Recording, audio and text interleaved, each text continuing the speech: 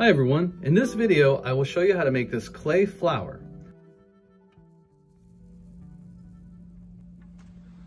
A pinch pot can have many uses. It can hold spare change. It can hold your keys. It can hold candy. When using clay in my classroom, I give each student a large piece of cardboard to work on.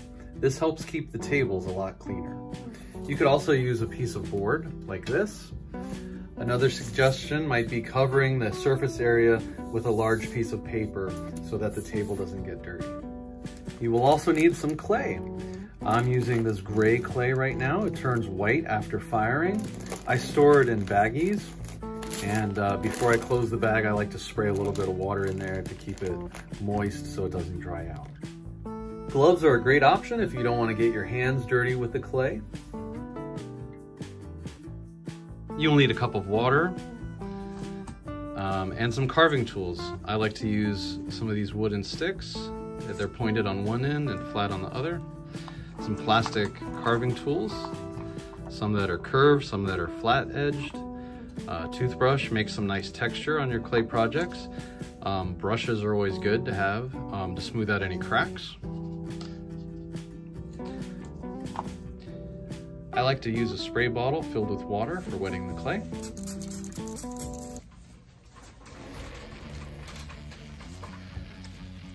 When you get your clay, first you're going to have to ball it up and then just kind of work out any of the bubbles or air pockets out of it. Roll it around on your table.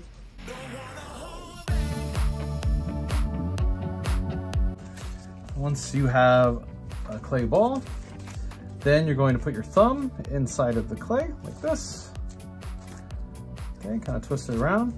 And then this is why it's called a pinch pot, because we're going to pinch the clay and rotate until it turns into a pot. You can switch hands. You just kind of pinch, pinch, pinch, twist.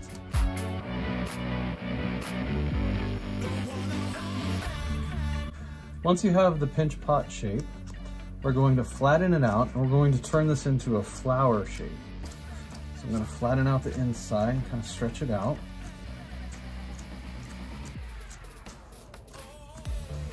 Make it a big circle at first. Smooth out the inside part. The edge of my circle, I'm going to turn into the petals. So I'm going to make kind of like a petal shape by bending the clay like this all the way around. I'm going to repeat that shape. You can make it round, you can make it pointed.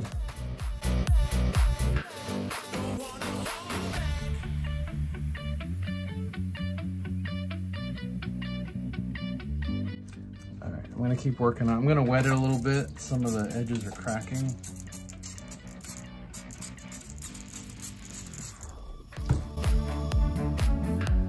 Take your time shaping all of those petals. You can use some of your carving tools to smooth out the clay, get out any cracks.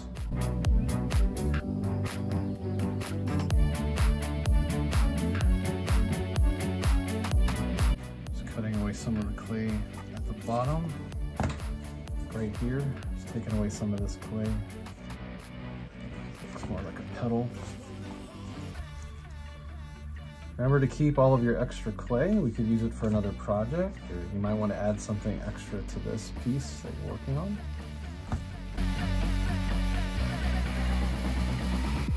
So I'm just going to keep shaping these flower petals until I like how it looks.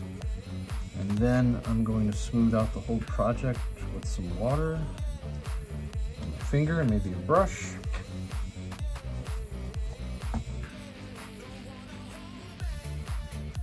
Smooth out any cracks.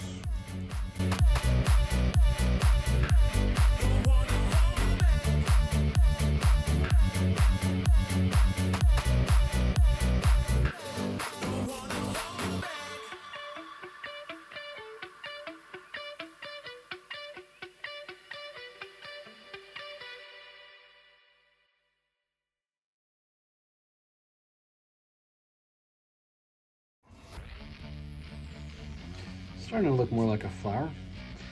flip it over, see how the bottom's looking.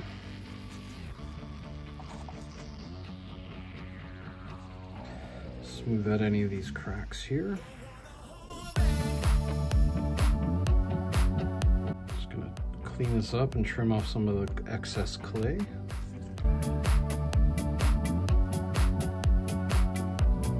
Use my brush and some water and smooth out the edges here. Easier to get to when I'm holding it like this.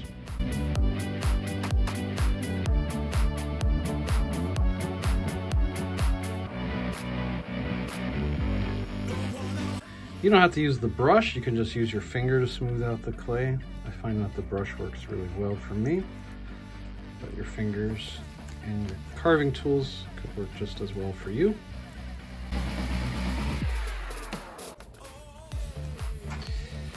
All right, remember to write your name on your project so it doesn't get mixed up with other students if you're working in a classroom.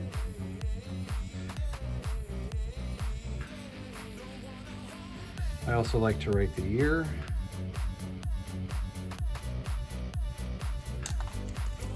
All right, I'm gonna flip it back over and I'm gonna smooth out the inside here, and then it'll be ready to go and dry in the drying cabinet.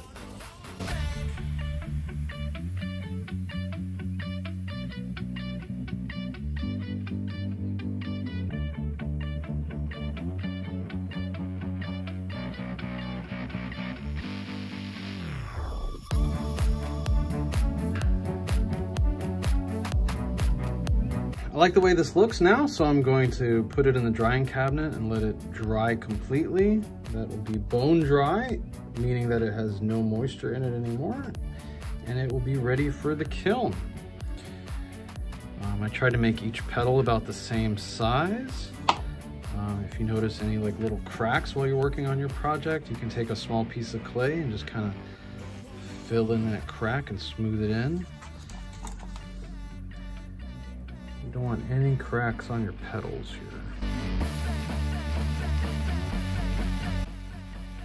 The flower pinch pot is now completely dry.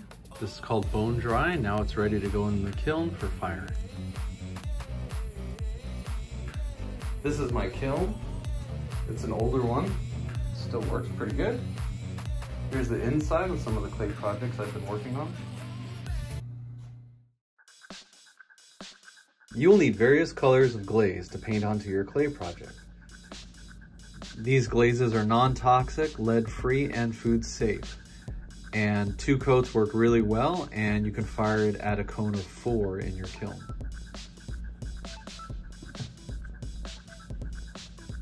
You will need a palette for the glaze.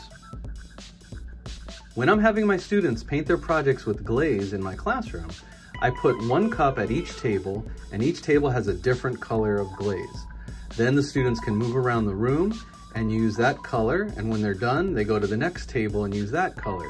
And at the end of the class, it's easier for me to clean up because I can take like this green glaze and put it back in the bottle, and then I'm not wasting any of it.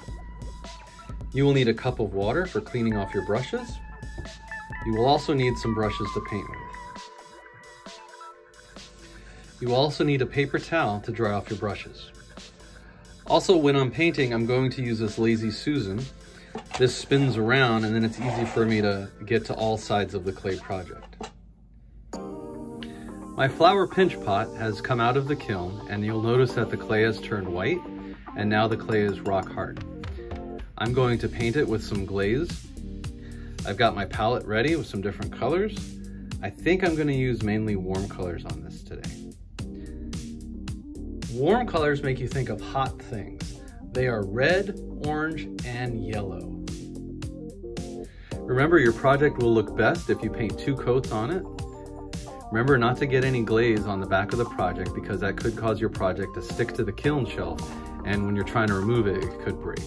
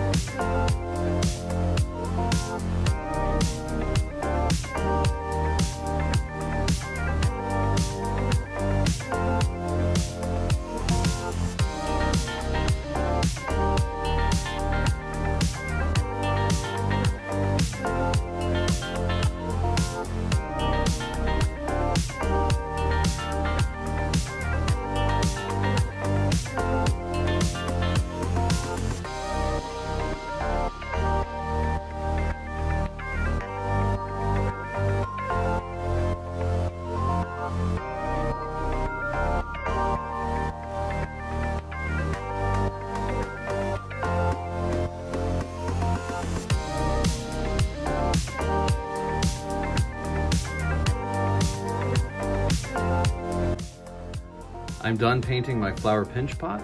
Now I'm going to let the paint dry. Then I will fire it in the kiln for a second time. When it comes out, the colors will be really vibrant and shiny. I'm looking forward to seeing how it's going to turn out.